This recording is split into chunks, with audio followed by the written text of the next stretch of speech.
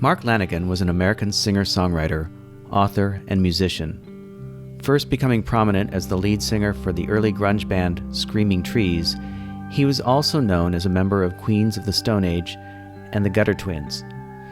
In March 2021, Lanigan was hospitalized and diagnosed with severe COVID-19. He almost died in the hospital.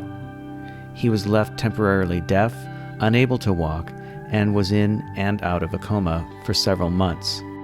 Later that year, despite his previous suspicions surrounding the COVID shot, he accepted the medical countermeasure and was quoted as saying that he'll, quote, be the first one to get a booster shot when it's available, end quote, where he lived in Ireland. Lanigan died at his home in Killarney, Ireland, on the morning of February 22nd, 2022, at the age of 57. No cause of death was announced.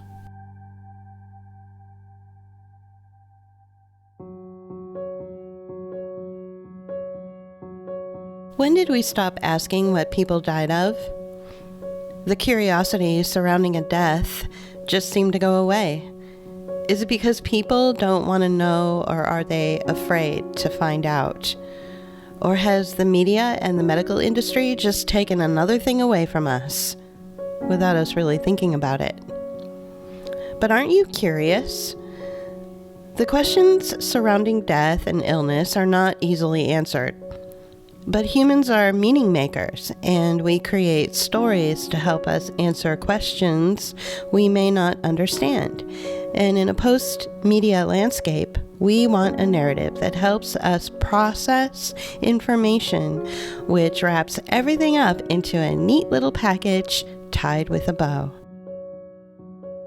We've been programmed into thinking that causality, no matter how false, can explain a situation. TV shows about emergency rescues, modern science miracles, doctors saving the patient at the last minute, and endless pharmaceutical advertising about drugs that can help you avoid embarrassing sweat pimples. But ask your doctor because the side effects are... They have influenced our thinking around health, illness, and death, especially death, because it seems that death is now worse than death. All of this has led up to what has taken place over the past 2 years and where we are now. After March of 2020, every death from a heart attack to a motorcycle collision was attributed to one thing, and that one thing was the focus of everyone, especially the media. The cognitive dissonance of messages by the media about a disease caused by a virus that is said to kill only 0.02% of the population, but is also the most deadly pathogen in human history, allows people to think only in causality without any understanding of health and healing. This leads to blaming people for their own illness and their own death. But this isn't a new phenomenon, and it's taken a while to emerge in our public consciousness. This mindset began to emerge in the 1980s with the mainstreaming of the New Age movement. People began to believe that you could actually heal yourself through sheer will and a positive attitude. This culminated into the belief that you and your negative attitude were responsible for whatever you were sick or dying from. This, of course, is an extreme example of a cliche, but today, toxic positivity, that childish idea that negativity should be avoided at all costs and is responsible for everything bad, has taken root in our culture. As a result, a small percentage of people in our society have been doing everything they can to convince us that the pseudoscience of masking, social distancing, and quarantining the healthy will keep us all safe. After all, being safe is the most important thing in a society that believes that invisible threats are everywhere. These threats could be a pathogen, or a virus, or a disease, or they could be terrorists, extremists, or the mentally unstable with guns who are ready to attack at any moment. And who knows when or where they will strike.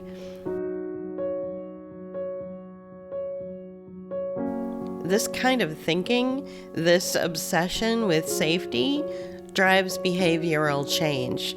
But that behavioral change is not something that comes from within a person and how they see the world. It's deliberately aimed at people in all parts of their lives, from work to school to eating, having fun, having sex, or just watching TV. Since the HIV/AIDS campaign, people have been told that risky behavior and risky activities will make you sick and you may die. Since the 70s, we've been told that terrorists are out there and they want to kill you. And with every decade, the threat gets worse to the point that we now have to prove that we are not a dangerous terrorist or carrying a pathogen or are a threat to others or ourselves before we're allowed to step on an airplane, take a train, or maybe, not too far in the future, get on a bus.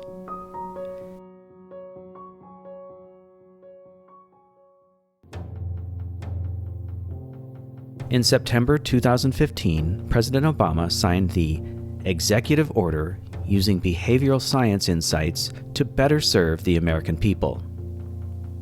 This executive order incorporated behavioral science insights into regulatory policies.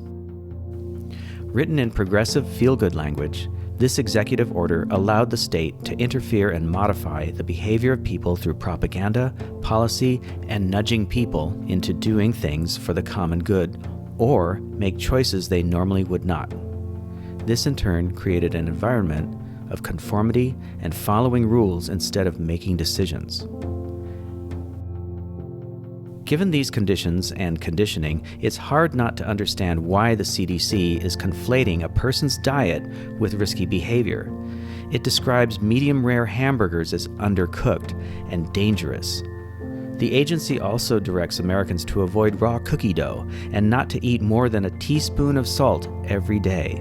Why is the CDC making recommendations around food? Is it because eating certain types of food are dangerous? Or is it because the food produced in an industrial capitalist system makes it dangerous to eat? In this light, it's easy to see that this isn't about the choices people make around how they eat, but more about what choices people are forced to make that is the real problem. Poverty has a way of limiting your choice of caloric intake, especially when healthy produce is more expensive than processed food, and that EBT only goes so far. We now live in a world that considers what and how you eat as risky or dangerous. But we also live in a world where air pollution, water pollution, and the industrialization of food will harm you even when you make seemingly good choices. So why are people being shamed for just trying to survive or just living their lives the way they always have through cultural customs or practices?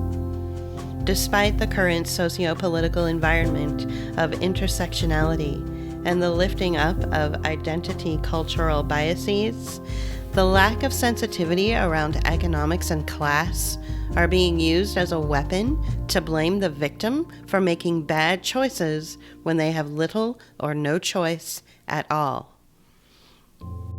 In its policy and recommendation overreach, the CDC now tells sexually active women of childbearing age not to drink alcohol unless they are on birth control.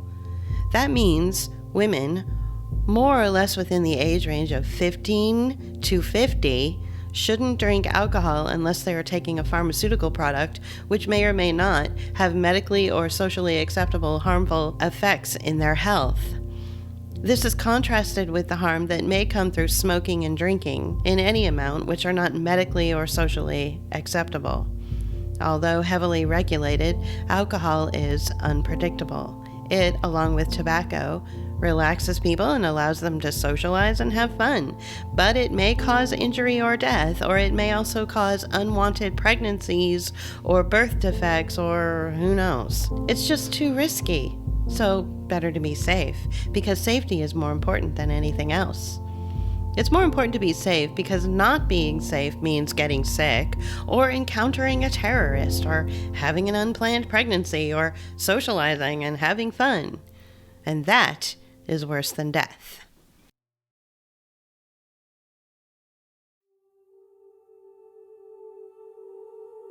Now, we're not encouraging self-destructive behavior, but we also believe people are allowed to make informed decisions about their health, how they live, and what they consume.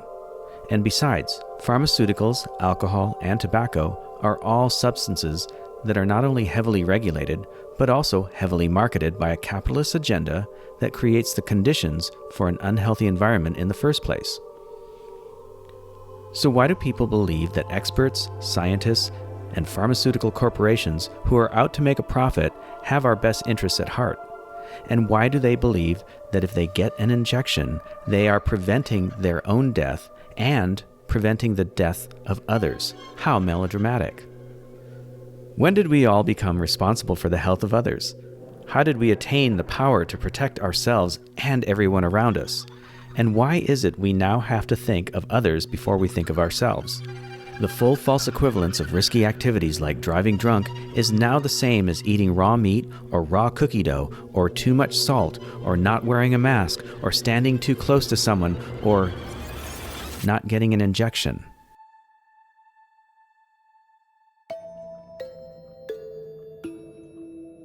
Instead of thinking about this in a rational way and thinking around the circular logic presented in the propaganda surrounding vaccines, people instead justify their obedience by repeating a mantra which tells them to, quote, believe the science, unquote.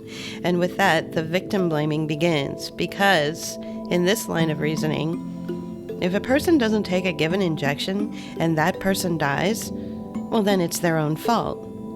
But not only are they at fault for their own death, they're considered to be dangerous because they put everyone else at risk, too. Because there isn't any room in the COVID narrative for death as a result of the shots, those deaths and injuries from the medical interventions are blamed on a virus, the same virus that scared everyone into capitulation in 2020.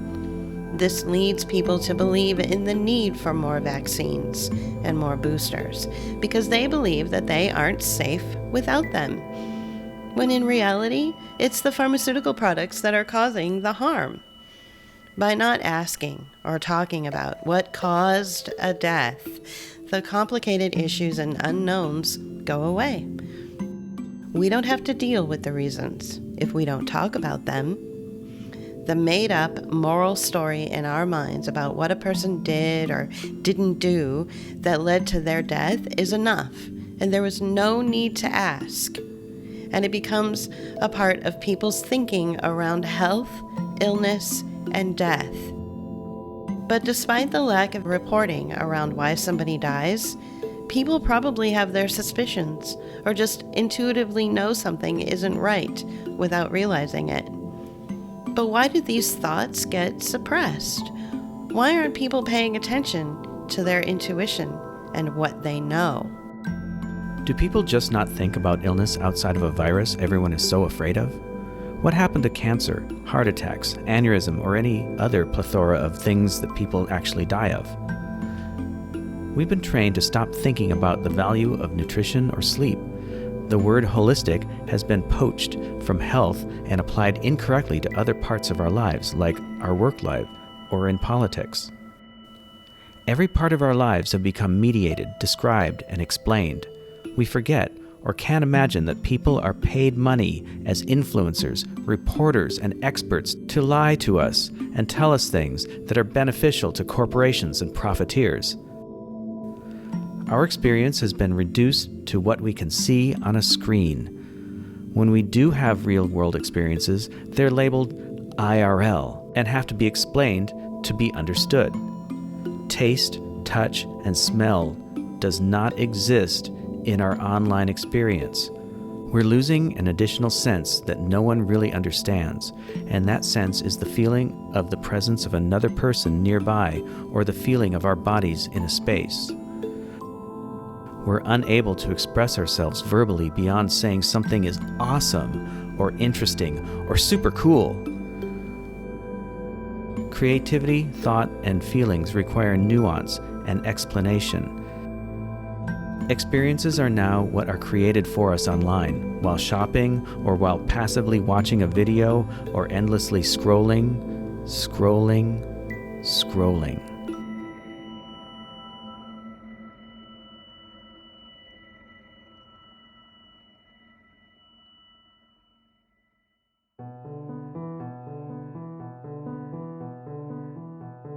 Following rules, guidelines, and mandates are now more important than thinking for ourselves. Our behavior is constantly being modified and corrected through nudging and conformity. Art, music, dance, and other creative expression has been reduced to watching it performed and not doing it ourselves. Because of capitalism and the insistence that we all need to work for the sake of working, our humanity has been stripped away from us.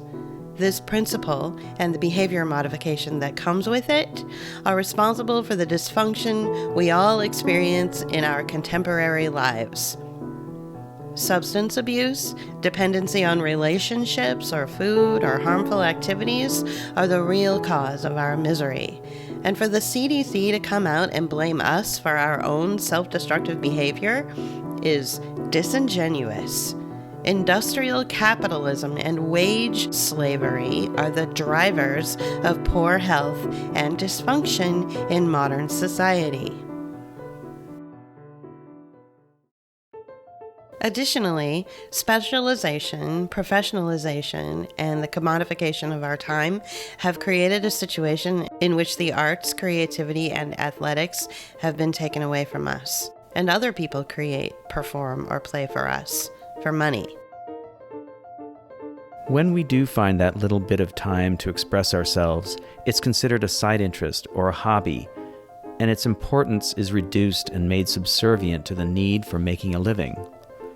But for that little bit of time, when we are doing something that fulfills us, the anxiety of contemporary life is lifted, and for that short while, allowing us to breathe, to feel alive, and actually do something positive for our mental health and our physical health.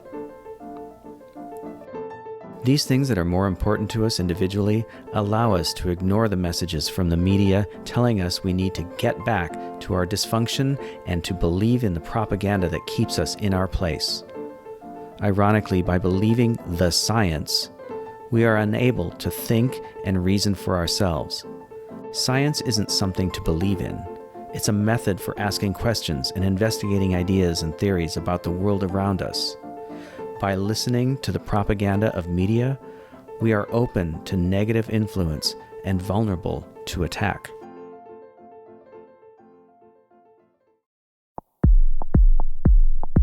Have we lost our ability to dream, to imagine, to create? Although the messages we receive through advertising tell us that we can still dream, imagine, and create, those are empty slogans designed to distract us from actually doing those things and purchase them instead.